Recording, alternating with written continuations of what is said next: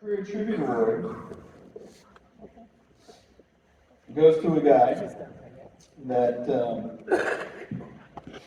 we had a cool conversation earlier today about his love of independent film and independent art as well. He's a storyteller. He's a true lover of film. He never lets the participation in a project dictate his budget or the co-stars of how much he loves that project. He's the quintessential actor that Hollywood can depend on to dive deeper into the character, deliver every emotion necessary to make an audience feel fulfilled by the end of the film. Bruce Davison is that man that I'm talking about. Some would say the job of a character actor is the most important job on screen. They are the ones that tell the story that real people can relate to on screen. And here at the Catalina Film Festival, we've been in business for 13 years, and I'm willing to bet that over half of those years contained at least one Bruce Davison independent film of some sort.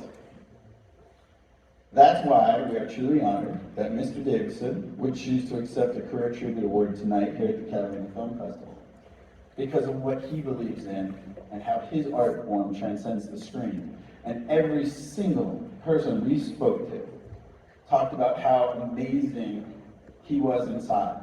So his award is infinite success, not just in the business, but outside of the business. A people person, someone that cares, someone that gives, someone that understands and takes the moments that matter, and he appreciates every bit of it. Tonight's honoree for the Career Tribute Award is Bruce Davison.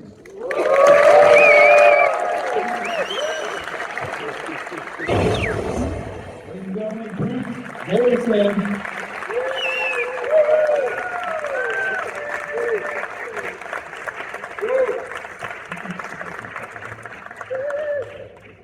Hey! I'll take a photo. It's the Infinite Success Infinity Award.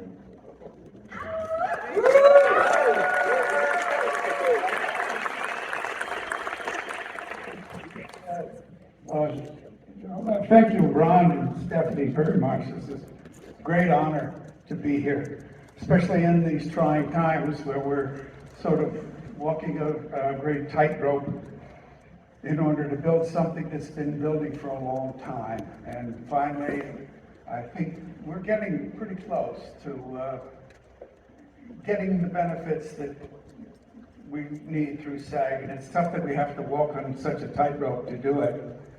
But I am so grateful to be here, and I'm so wonderfully happy that I had an opportunity to learn from so many people in this business as I went along. I started in 1968, was my first film, I guess, and so many people had such good advice to me all the way down the line. I remember working with Burt Lancaster and him telling me that, you know, save it for the close-up, kid, you know, being the performance for that girl in the third row, and you know, and all those men laying the marks, you save it until you got it, go for the close-up.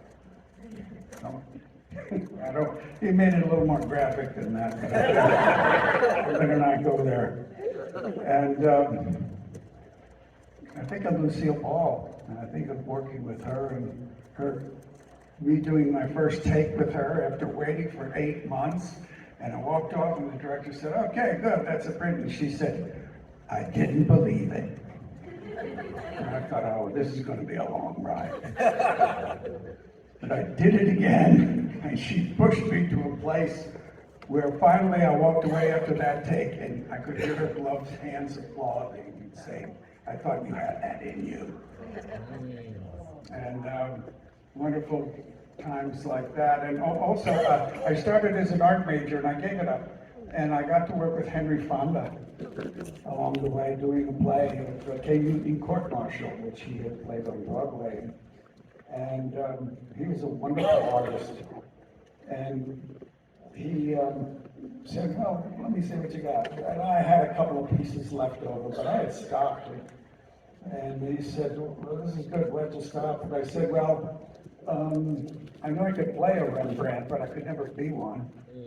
And he said, well, that's what's wrong with your acting. It's not about the result. It's about the journey. It's about enjoying what you do. What you would do standing up here right now in front of everyone else.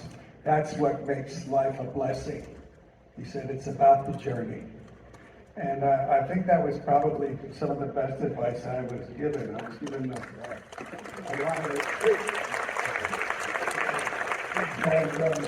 I wanted to thank Ron and Stephanie. It was certainly wonderful inviting me to come here. I haven't been back since 30 years ago. I used to dive in the kelp forests. Right out. You got a kelp forest lover. But and the Garibaldi has always remained my favorite fish. So thank you so much. I'm so very honored.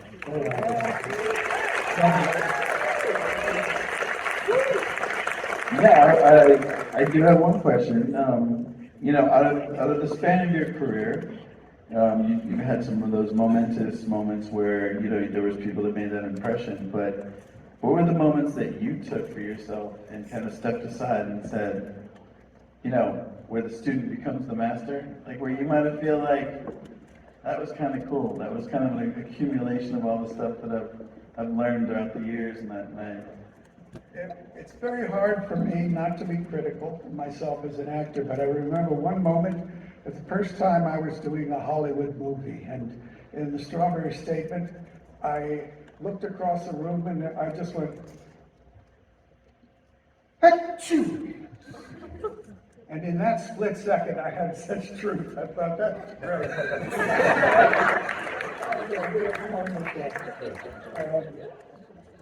Most of the times I always think, it could have been a better take, it could have been this or that. But once again, I keep remembering Fonda and what he said, and he said it's doing it. You can go see the movie later, and it doesn't matter what happened to it, what it's become.